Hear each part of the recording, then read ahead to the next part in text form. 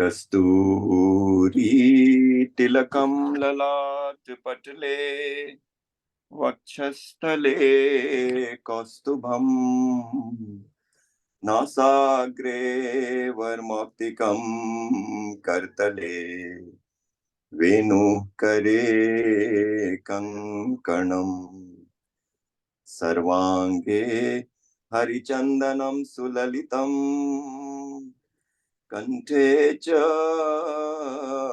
Muktavali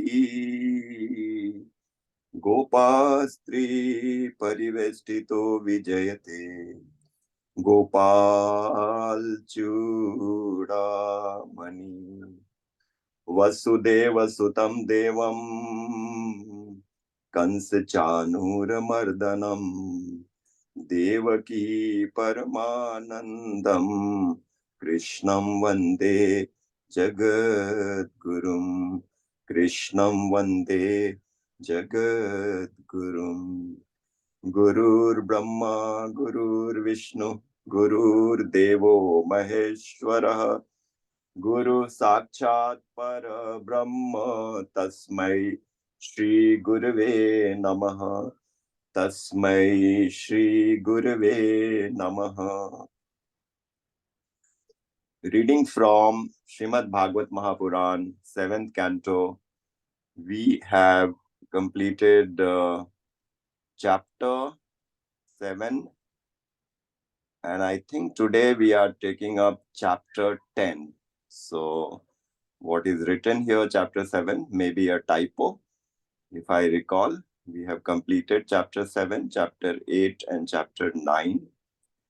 What have we learnt in Bhagwat Mahapuran, canto 7?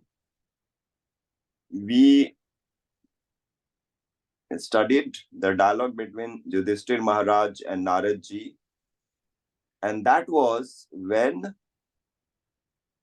Parikshit Maharaj made a remark when Shishupal was killed by Shri Krishna, and the soul of Shishupal went and merged into Shri Krishna's heart. So this was very much confounding to Parikshit Maharaj. So we should also understand that in a conversation like Arjun and Shri Krishna's, or Parikshit Maharaj and Shukdev Goswami, actually both personalities are enlightened. They are all Mahapurush, but they do acting. In acting, they raise questions which means that they know actually the answer, but they pretend they don't know. And then they raise questions as if they are raising questions on our behalf. That is how we should look at it. So Parikshit Maharaj raised a doubt. Shishupal was such a evil person. He used to be so hostile to Sri Krishna. He was so abusive to Sri Krishna. He was so envious and jealous of Sri Krishna. How did he manage to get accepted by Sri Krishna? So this was the point where the conversation between Yudhishthir ji and Narad ji came into the picture. So he said the same question had been raised by Yudhishthir in the assembly. When Yudhishthir saw that the soul of Shishupal merged into Shri Krishna. So the conversation that we read in the first chapter is about that. The second chapter was about Hiranyakashipu consoling his mother Diti. As we all know, Diti and Aditi are the two wives of many wives. Diti and Aditi are two wives of Kashyap Rishi, and Diti is the mother of many personalities, including Hiranyakashipu and Hiranyaksha.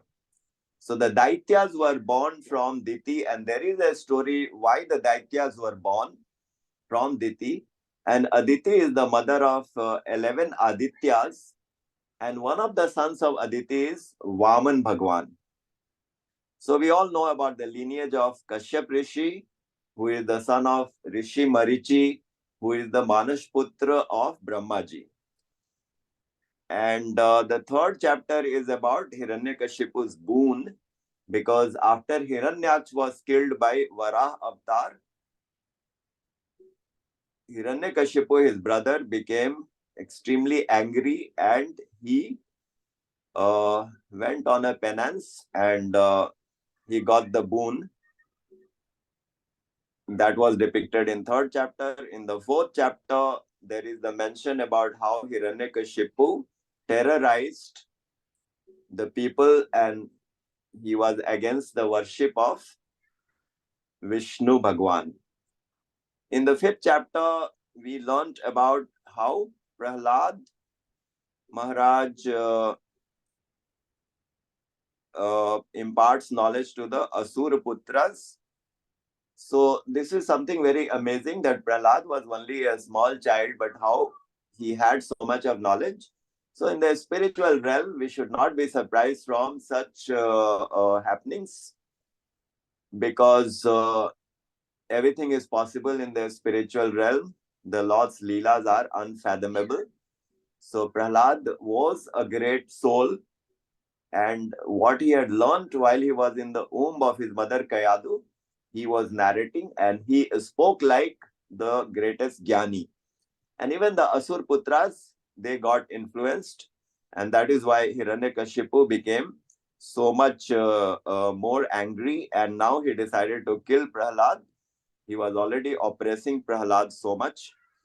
And when Prahladji is imparting the knowledge to his friends, he also spoke about his birth, how he was born, how there was the enmity between Asur and Devatas, and how Naradji had saved Mother Kayadu, because Indra had captured Kayadu, and he waited for Prahlad to be born, and his decision was he will kill Prahlad. But Indra told him that no one can kill Prahlad. He is a great devotee of the Lord. So please release Kayadu. So he brought Kayadu and treated her like the daughter. And he would impart the knowledge of Bhagavatam, which Prahladji listened very attentively, and that's how he got the knowledge.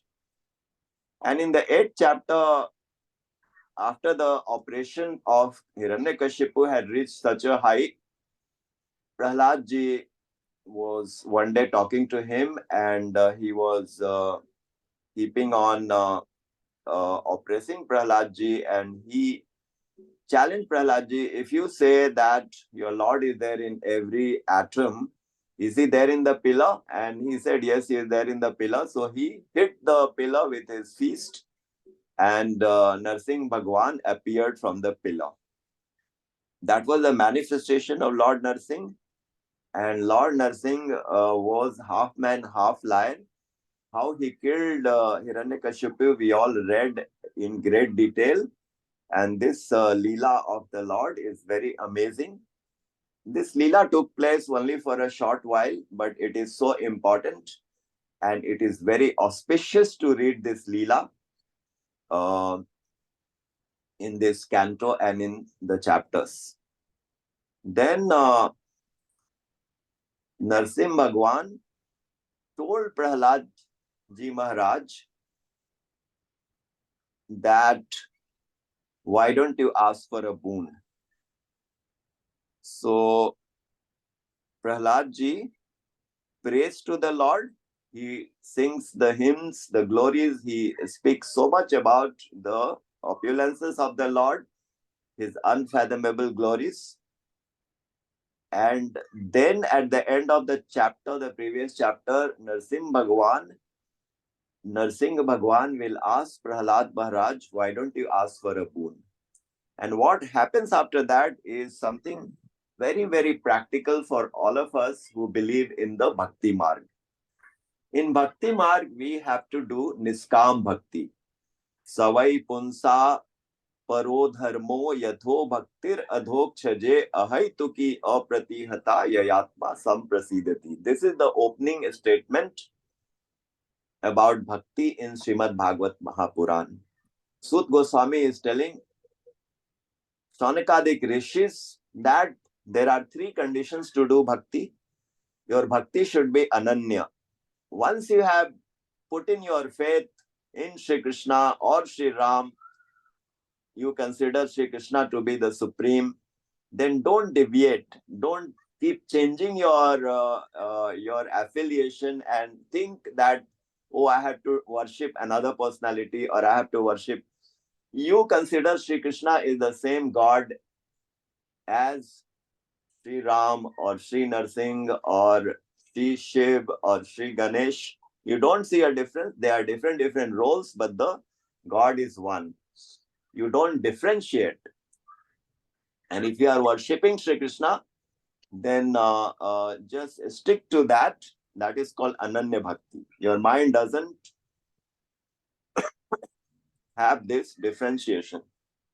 The second condition is apratihata. And how long should you do the bhakti? It should be uninterrupted. When you know that this is your father, your physical father, do you ever have doubt in your lifetime that he is not my father? That is called apratihata. You always have the knowledge that this is my physical father. Similarly, you should always have the knowledge that this is my relationship with God. And Jivera Swarup Hoy, Krishnera Nityadas.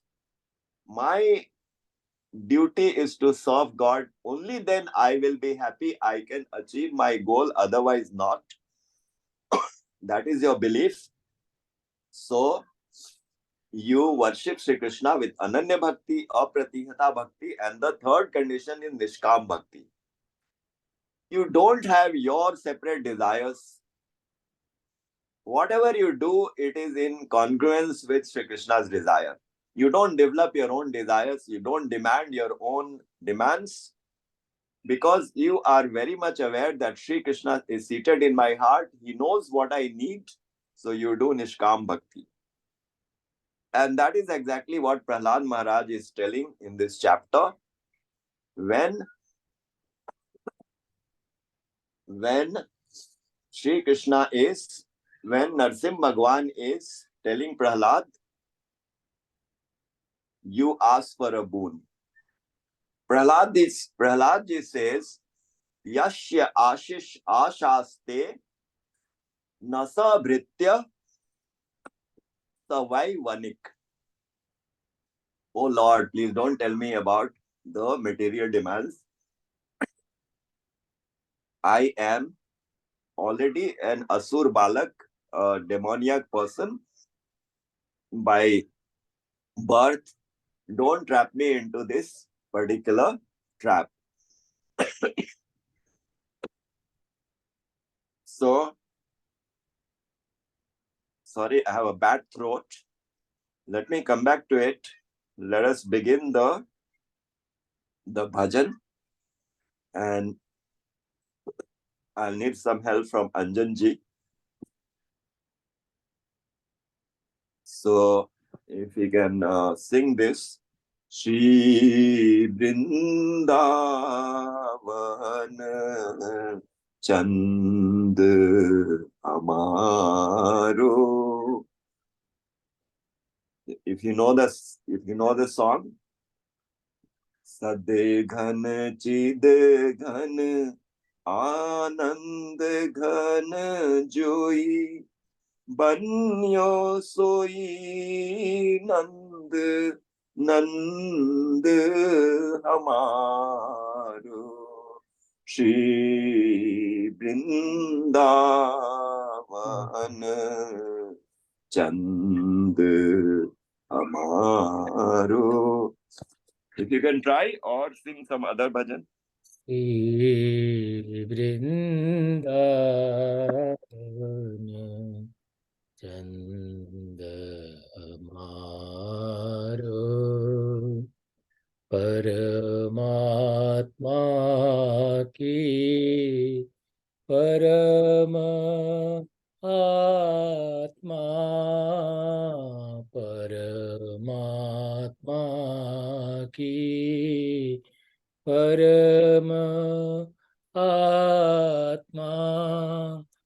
Radha कह श्रुति छंद हमारो, राधा कह श्रुति छंद हमारो, श्री वृंदावन चंद हमारो, श्री वृंदावन चंद हमारो, युगल एक रस रस बरसावत, युगल एक रस रस बरसावत, सरस रास आनंद हमारो, सरस रास आनंद हमारो, श्री वृंदावन श्री वृंदावन चंद हमारो, श्री वृंदावन चंद हमारो। बोलिए श्रीमद सद्गुरु सरकार की जय, श्रीमद जुगल सरकार की जय। जय जय श्री राधे, जय जय श्री राधे, जय जय Shri Radhe. Our koti koti pranam to the lotus feet of Sri Hari and Sri Guru. Our koti koti pranam to Swami Mukundananji. My humble pranam to each one of you. Now we shall read from the chapter 10 of Canto 7. We are reading about Prahlad Maharaj. This episode is so auspicious and is so potent. In my opinion, if we can just imbibe the essence of this episode, we would have made a great stride in devotion. Because what Prahladji said is beyond imagination, and that is the ultimate in devotion. The point which I was telling, and I got this bad cough and I couldn't complete. Let me complete now. So, Sri Krishna, Sri Narsim Bhagwan is telling him, Prahlad, get a boon from me. I would like to give you whatever you wish to get. Prahladji says, Yashya Ashish Ashaste Nasa Britya Savaivanik. Please, please, O Lord, I don't have this relationship of a merchant with you. Vanik means baniya, vyapari, merchant. Britya means servitor. I serve you as a devotee and I don't have this desire to be like a merchant that I serve you and I want something from you. And then not only does he negate any proposal about the material boon, he goes on to say, but oh Lord, if you do want to give me something, give me a boon. What is that boon? And this is like earth-shattering when we hear what Prahladji asked. Does anybody know what Prahladji asked? You can raise your hand because this is so important. What did Prahladji say when Narsim Bhagwan wanted to give him a boon? What did, yes, Surender Bhaiya, Malik Bhaiya, please unmute. Radha Radha to everybody.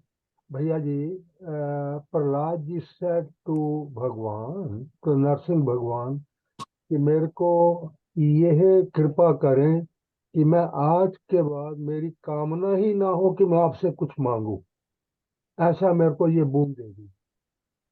So wonderful, Bhaiya. You remember it exactly how he said. Please give me a boon, O Lord, that I never have any inclination to ask for anything in the material realm. That is the resolve of a pure devotee. And not only that, he went on and on.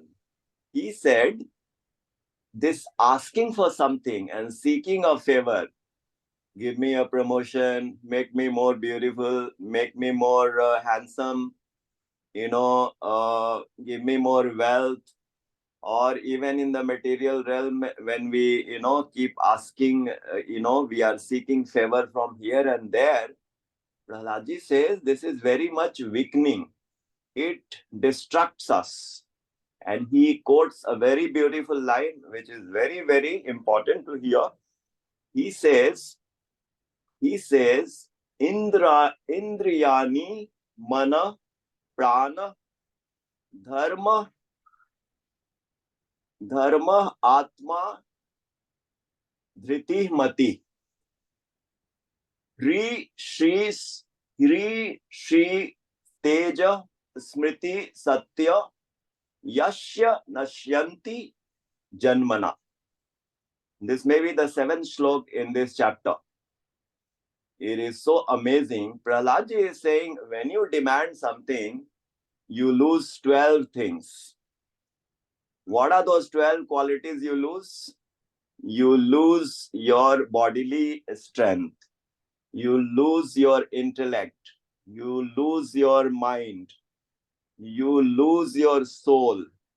You lose your life here, pran. You lose your effulgence, stage. You lose your memory. You lose so many qualities. You lose the power of truth.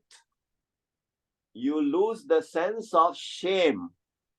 And isn't this true? When we beg for something from someone, we actually feel very miserable. And that's exactly what Prahlad is saying, that a devotee will never ask for anything. And he sums it up by saying, Vimunchyati yada kaman manavo manasi isthitan tarhaiva pundrikaksha bhagwatvaya kalpate. This may be the 10th shlok, if I remember correctly, in this chapter, which is a shlok which will echo with you if you remember 271 in Bhagavad Gita, 2nd chapter, 71 shloka, which is Vihaya kaman ya sarvan pumansharti nispriyaha nirmamo nirhankaraha sashantim adigachat. When you don't want anything,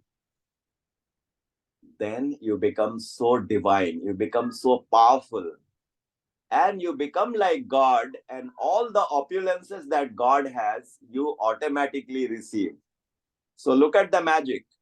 We did not want anything, but we got everything. But how many of us will truly implement it and will truly believe in it? Only the time will say. This is the background I wanted to add in today's session. Now let us read the chapters. Let me read 1 or 2 slides and then I'll hand over to you. Canto 7, Chapter 10, Prahlad's epic and rare boon. Naradji continues that, asked by the Lord to seek any boon, Prahlad was first dismayed that the Lord must have detected some material craving is still hidden within him. And he firmly made up his resolve and pleaded to the Lord for the most wonderful and unique boon. O Lord, I do not seek or wish for any boon, as it will only lead to attachments. My such devotion seeking favors, boons is nothing but a business transaction. This makes me a servant who desires remuneration, and you a master desiring pride of master. Whereas this is definitely not the case, as I have no craving, and you, O Lord, definitely have no axe to grind.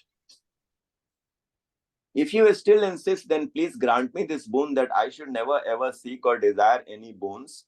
Hail to you, O Supreme Lord. I request you to kindly forgive my father's soul, as he has acted against you. and troubled me only in ignorance of your divine glory, which, however, now must have dissolved the moment you looked at him.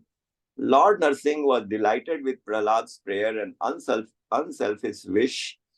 He said, "My dear child, with you being born in this lineage, not only your father but 21 generations in your lineage will be purified. Your way of life will be followed as a role model and will make a person my devotee."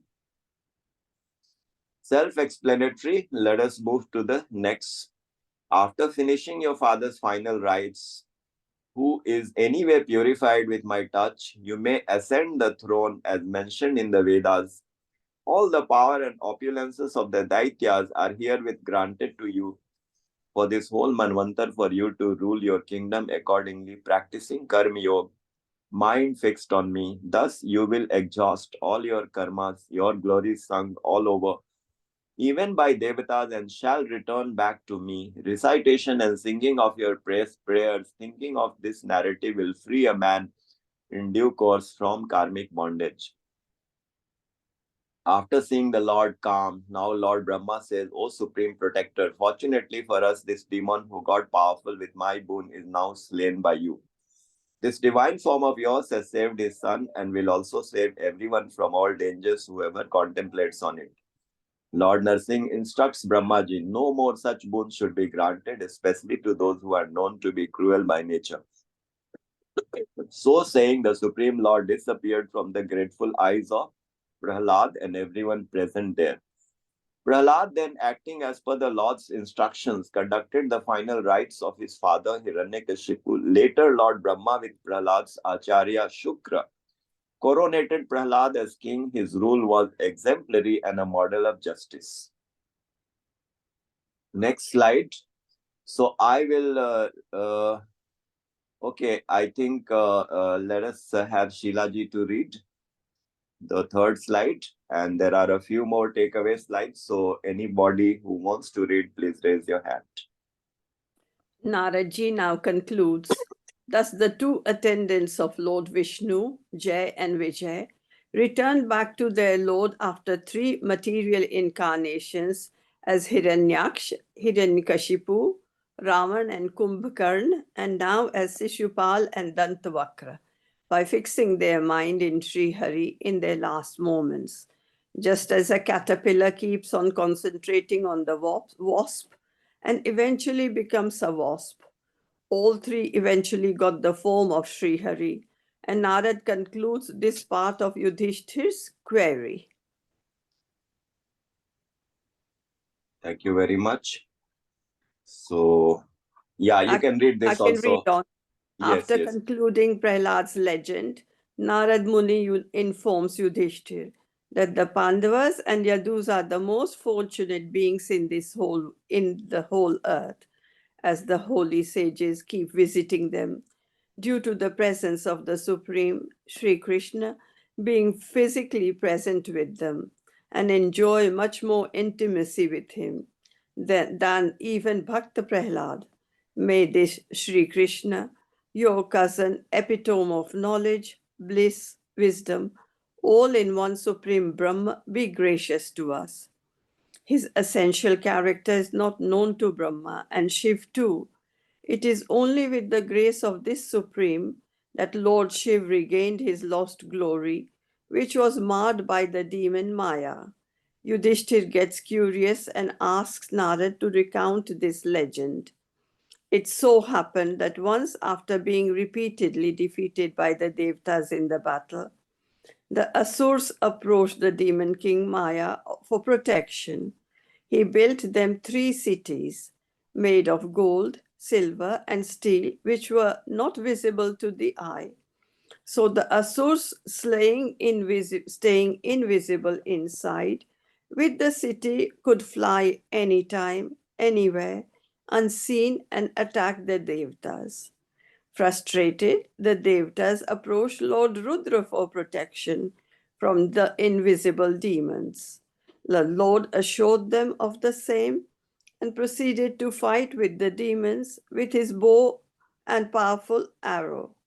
The arrows felt like missiles on the Asurs, and they started dropping dead. To save the demon Maya built a well containing nectar like water, which would resurrect the dead demons and protect the demons lying inside it.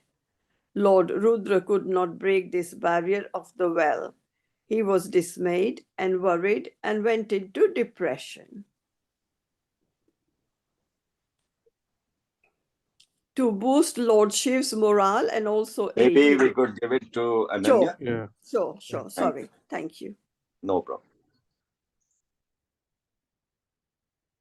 To boost Lord Shiva's morale and also aid him, Lord Brahma and Lord Vishnu took the form of calf and cow respectively, entered the city in the afternoon and drank all the nectar from the well. With the Supreme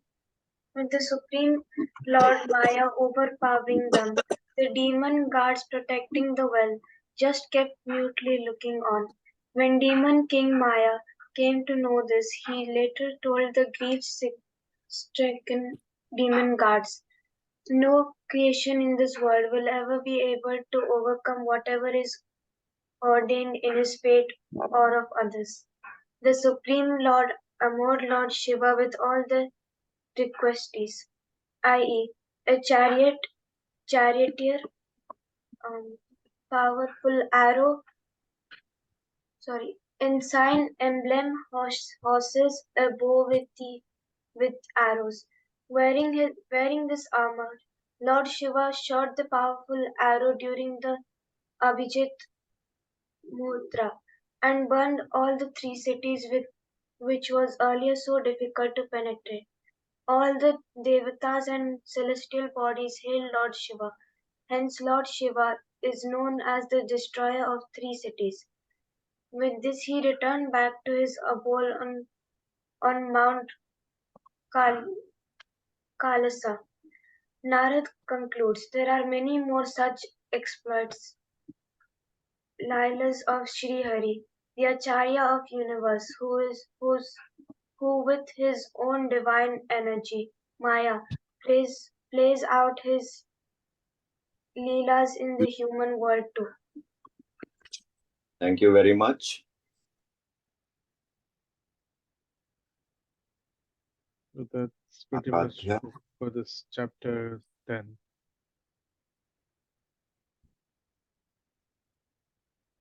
Aradhya, Yeah. you can read. So Rajeswar, like that was all for chapter 10, 7.10. Okay, then Aradhya can read the last paragraph. What? Number 7. Yeah, this slide you can read. Okay. To boost Lord Shiva's morale and also aid him, Lord Brahma and Lord Vishnu took the form of calf and cow, respectively, entered the city in the afternoon and drank all the nectar from the well. With the Supreme Lord's Maya overpowering them, the demon gods protecting the well just kept mutely looking on.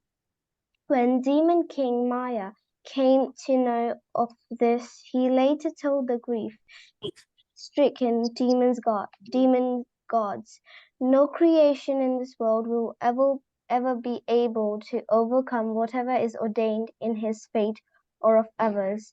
The Supreme Lord armored Lord Shiva with all his requisities, i.e., a charioteer, ensign, emblem, horses, a bow with arrows. Wearing his armor, Lord Shiva shot the powerful arrow during the Abhijit Muhurta and burnt all the three cities which was earlier so difficult to penetrate. All the devatas and celestial bodies hail Lord Shiva. Hence, Lord Shiva is known as the destroyer of three cities. With this, he returned back to his abode on Mount Kailasa. Narada concludes, there are many more such exploits. Lilas of Srihari, the Acharya of universe, who with his own divine energy, Maya plays out his Lilas in the human world too. Radhe Radhe. Thank you very much. So the word is Leela, and it's a very important word to understand because what God does is acting. He pretends as if he doesn't know. He pretends as if he is hungry. He pretends as if he wants something. But actually, he is the complete entity. He doesn't need anything. He doesn't lack any knowledge. But he has to enact some acts. So what he does is not called action. It is called Leela. Leela means acting. For example, the movie actor. The movie actor, he becomes let's say, a doctor in a movie, or he becomes a police inspector in a movie, but he's not a police inspector in his real life. So he's doing acting. In his real life, he is different. So similarly, God is doing acting, and that act is called Leela. So this is a very important point to understand. And second thing to understand from this episode is why Lord Shiv is called Tripurari. So now we will know that he destroyed the three Pur. Pur means city, three means three. So he destroyed these three cities which had been built by May Danav. May Danav has amazing capability to build very magnificent cities and such places. Like he also built the palace for Pandavas after they won the battle. So in Mahabharata. So that is May Danav. So he has built a city made up of three different metals, and these cities are such that they can fly. Also, they are so amazing that you cannot see them. They are invisible. So because of that, they had so much of power that Lord Shiv also couldn't fathom their strength. Finally, the Lord came to the rescue of Lord Shiv, and he empowered him, and finally he destroyed the three Pur. That is why Lord Shiv is also called Tripurari. Lord Shiv is called Nilkant because he drank the halal poison, and Parvati ji stopped it at his throat, so his throat became blue because halal wish was very, very strong. So different names of the Lord are very interesting to know. For example, Shri Krishna is called Rishikesha. He is the master of his senses. He is called Murari because he killed the demon Mura. He is called Keshav because he killed the demon Keshi. He is called Madhav. He is called in different names, and every name has a particular meaning.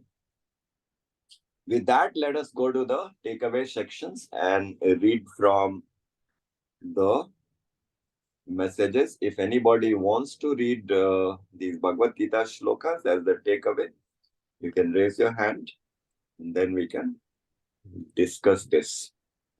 Shri Bhagwan Uvacha Hantate Kathayishyami Divya Hatya Hayatma Vibhutaya Pradhanyatah Kuru Shrestha Nastyanto Vistarasya Me. The Lord spoke, I shall now briefly describe my divine glories to you. O best of the Kurus, for there is no end to their detail.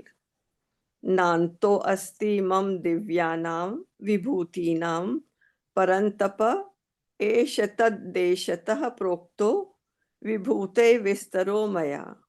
There is no end to my divine manifestations, O conqueror of enemies. What I have declared to you is a mere sample of my infinite glories. Thank you. Thank you so much.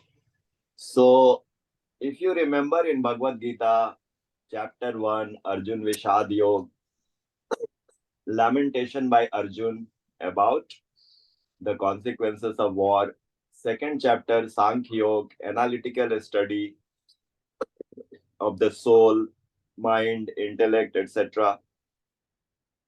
Chapter 3, Karma Yoga, Yoga through devotion, Yoga through action.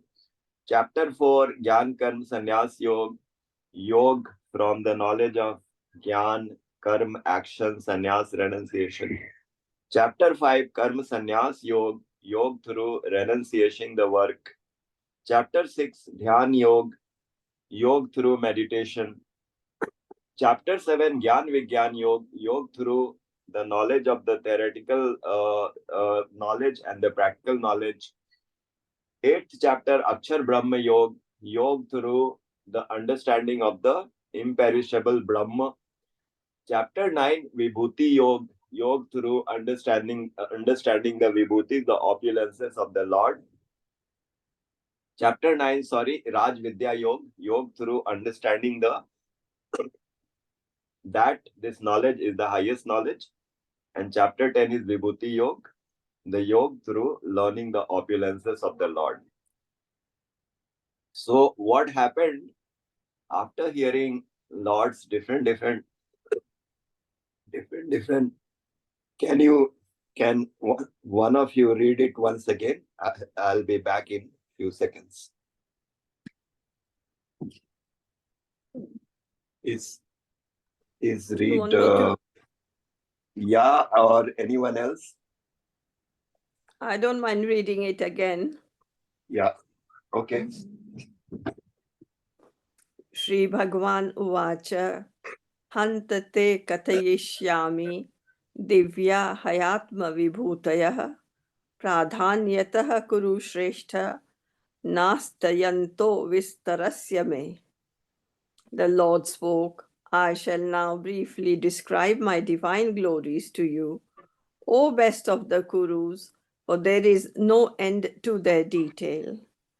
Nanto asti mam divyanam vibhutinam parantapa esha tad deshatah prokto vibhute vistaro maya. There is no end to my divine manifestations, O conqueror of enemies. What I have declared to you is a mere sample of my infinite glories. Thank you. Radhe Radhe. Thank you very much. I'm sorry, I have a bad throat. So these two shlokas I was mentioning is from the 10th chapter. So after hearing about Shri Krishna, he started talking about himself from the 4th chapter, all his qualities, that Janma Karma Chame Vidya Chame Divyam Evam Yo Vetti Tatvatah Tyaktva Deha Punarjanma Nati Mameti. So Arjun, he said that in the 4th chapter itself, that my birth is divine, my action is divine, and whoever understands this, he never comes back again, he never takes birth again. So after hearing all this, Arjun is asking, oh Lord, please tell me how many qualities you have and how to remember you, how to know you. That is the Vibhuti Yoga, opulences of the Lord. Arjun is saying, Katham Vidyamaham Yogim Tvam Sada Parichintayan Keshu Keshu Cha Bhaveshu. He's asking in how many ways we should know. And to answer that question of Arjun, Shri Krishna has said this, that I shall briefly describe my divine glories to you, O best of the Kurus, but there is no end to their detail. And he also said in the end, O conqueror of enemies, what I have declared to you is a mere sample. So what we understand from Bhagavad Mahapuran, another scripture, that it is possible to count all the dust particles on earth. Actually, it is impossible, but that may become possible, but it is not possible to count the qualities of the Lord. It is infinite. But he has spoke about some qualities, that among the land animals I am the lion, among the trees I am banyan, among the aquatic animals I am the crocodile, Among the elephants, I am Airavat. Among the horses, I am Ucheshrava. Among the sages, among the gurus, I am Birhaspati. Among the archers, I am Ram. So many qualities he spoke about. So I thought I will just mention this in today's session. Let's see if we have any other slide. I think that's it. Otherwise, I will hand over to Vijay Bhaiya for his thoughts, his comments, and then some introductions with the participants. Yeah, thank you so much, Shreya, for this session. Like in spite of you being not well, Yeah, I you have have this taken very bad this. cough. I don't know. Yeah, we'll probably shorten this today No, because please you won't carry be on. able to. It's okay. I'm recovering, but I refuse to take medicine. So, I'm just trying to Okay. rely on kitchen medicines, and hopefully I should be okay. Yeah. So, like I said last time, and I was also talking to my couple of friends, that whatever we see in TV, it's completely different from what is in reality. Because when we watch in TV and see all the sequences like Lord coming in and Hiranyakashipu going and asking for boon, and then all this entire sequence, like it's just for entertainment. But when we start going deep into this scripture and understanding what exactly was the discussion happening between Lord and Prahlad Maharaj, like it just gave me goosebumps. Like it is so kind of, I mean, it increases all the devotional feelings rather than watching those stories on TV. So this is really nice experience to me. Like I'll probably open up for any questions or discussions or any kind of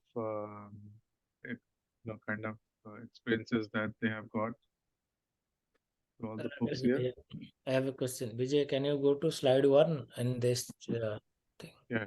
Chapter 7, slide 1. Yeah.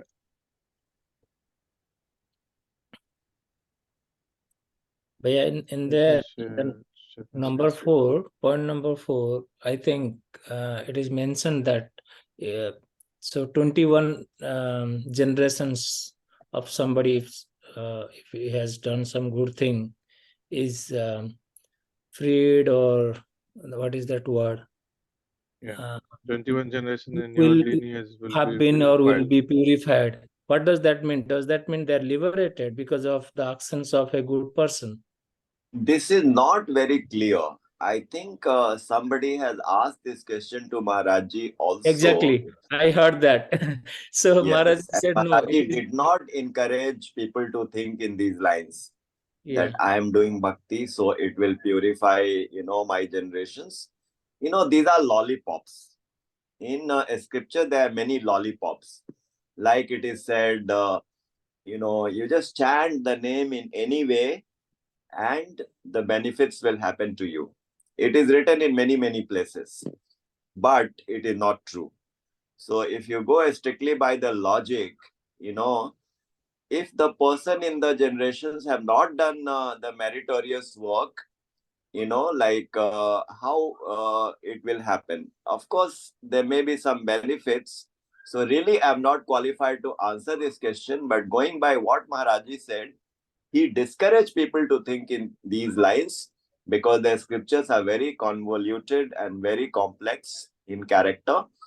We should always check with the Mahapurush for such doubts, but we shouldn't get taken in by all these that I'm doing bhakti. So we have to fix so many things in our life first. And it is natural if you are doing good, people who are observing will benefit. There is no doubt about it. That is my little answer, but I really am not qualified to say more on this. Thank you. Oh, yeah, thanks, Bhai. I heard that explanation from Maharaj, somebody asked. So I thought, how come it is exactly written here in Bhagavatam? So, Anjan Bhaiya, thank you. while we do the Sharanagati of a Mahapurush, we go towards that. the whole Srishti comes to your support. सारा का सारा जो है total का total बहुत ज्यादा हमारे अनुकूल हो जाता है हमारे, और उसमें जब एक गुरु टेक ओवर करता है वो सारी फैमिली को टेक ओवर कर लेता है। हमें समझ नहीं आएगी मगर गुरु की कमिटमेंट हो जाती है, वो फैमिली को टेक ओवर कर जाता है actually through his grace, through his कृपा। और उसके बाद जो सीक्वेंस चलता है उसमें भक्त लोग अंदर ज्वाइन करना शुरू कर देते हैं। ये महाराज जी ने एक्सप्लेन भी किया है। और ये सारे के सारे जो है फैमिली को टेक ओवर कर जाता है अपना गुरु, जो अकेले को नहीं पकड़ता। आपने अगर किया तो धीरे धीरे आपकी फैमिली उसमें उनके डिवोशन बढ़ने लगेगी। May not be visible or in 1 year, 2 years, 3 years, but slowly it grows. Thank you, Bhaiya. Thank you, Bhaiya. So, anybody else has any question? Ananya, yes? Please go ahead. My question is, if any god, all the gods, they don't have any bad quality, why is angriness there in Shiv Bhagwan Ji when that is a bad quality? Very nice question. So, this is the Leela. So, when Lord Shiv becomes angry, we should know that he is above anger, greed, etc. But he is just doing a Leela to teach us. And there are so many stories where you will see Lord Shiv became so angry. He killed his own son, Ganesh. He chopped his head. And later he repented, and the elephant's head was attached to his body. So many acts Lord Shiv has done. He became so lusty. In the Mohini Avatar, we will read about it in the next few sessions. And these are all Leelas. We shouldn't believe that actually God is corrupt or God is morally less. He is only performed. That is why this entire spiritual knowledge has to be learned under the care of a guru. On our own, we should not. You may have heard of Durvasha Rishi. If you read about Durvasha Rishi, you will become, so much against him. You will hate him. Because Durvasha Rishi had done so many difficult, so many acts which are such abominable. Like he tortured Ambarish Maharaj for no fault of his. So he has been given the role. Durvasha Muni, your role is to create roadblocks in the path of devotees. Actually, Durvasa Rishi is the Anshavatar of Lord Shiv. He is the avatar of Lord Shiv. But he has been given the role that you do such acts which will bring difficulties in the lives of the devotee. This is your role. So he is doing his part, but he ends up being hated by the world. So these are all subtle knowledge which you will learn slowly, and which you have very rightly pointed out. This is the reason. Thank you. Thank you. Thanks, Ananya. Anybody else? Vinsaditi, Mohit, Priya, anything? Hello. No, sir? Can you hear me, भैया? Yes. Radhe Radhe भैया. भैया एक छोटा सा question मेरा भी था. मेरा बेटा पूछ रहा था, इनफैक्ट वो थोड़ी बहुत स्टोरीज देखता है टीवी पे. कृतिक वो बोल रहा था कि मम्मी भगवान श्री राम जी भी थे उसी टाइम में जब परशुराम जी का प्रवेश होता है, जब वो धनुष उठा लेते हैं सीता माता के स्वयंवर में. तो परशुराम जी को भी आप लोग बताते हो कि वो विष्णु जी के अवतार है, और श्री रामचंद्र जी को भी बताते हो कि वो भी विष्णु भगवान ही है. तो मम्मी ऐसा कैसे होगा कि एक ही भगवान का दो अवतार इकट्ठा एक साथ है? ऐसा कुछ है क्या भैया कि भगवान एक ही युग में दो रूपों में जन्म ले सकते हो? भगवान कुछ भी कर सकते हैं. भगवान की जो पावर है वो अनंत है ना. तो एक ही समय अगर भगवान चाहे कि हम 50 रूप बना लें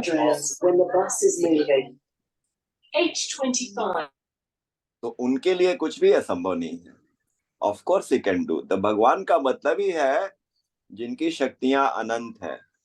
तो अलग अलग अवतार लें वो भी हो सकता है, एक साथ कई अवतार ले लें वो भी हो सकता है। भगवान एक दुष्ट मनुष्य बनकर आ जाए वो कुछ लीला करने के लिए, वो भी हो सकता है। तो बहुत विचित्र है भगवान की लीला। तो उनको आंसर में यही कहना है कि हाँ, भगवान अनंत शक्तियों से जुड़े हुए हैं। तो वो एक साथ एक ही लीला काल में राम भी थे, परशुराम भी थे, लक्ष्मण भी भगवान है। लक्ष्मण बलराम के अवतार हैं। तो बलराम भी कृष्ण के अवतार हैं, राम के अवतार हैं। तो एक साथ बलराम भी वहां थे, परशुराम भी थे, Even मतलब लक्ष्मण भी थे, राम भी थे। तो ऐसे कई वहां पर अवतार थे एक साथ। even दत्तात्रेय भी थे परशुराम जी के टाइम। दत्तात्रेय, हाँ। तो एक साथ कई अवतार बिल्कुल हो सकते हैं। जी।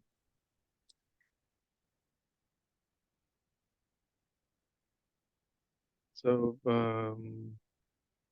Nitya, so you got your answer. So anybody else has any question? I can see new participant Vinita Didi joining today. Vinita Didi, do you want to introduce yourself or share any opinion, anything with us?